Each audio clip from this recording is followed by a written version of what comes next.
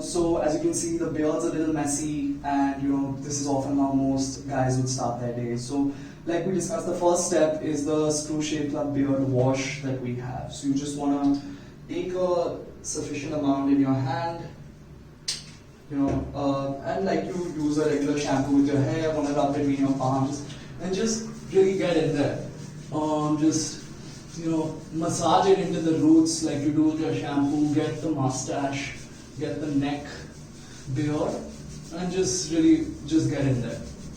And about 20 to 30 seconds in, you want to just wash your face and rinse it off.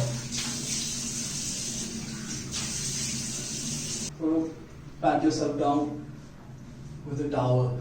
So this does is basically really, I can feel the beard actively getting softer, it feels nicer, and as you can see, like the frizz that was there initially is gone. So this is the first step to get it started, and you want to make sure that after you've used the wash, you like pat it down dry and make sure it's completely dry before moving on to the next step.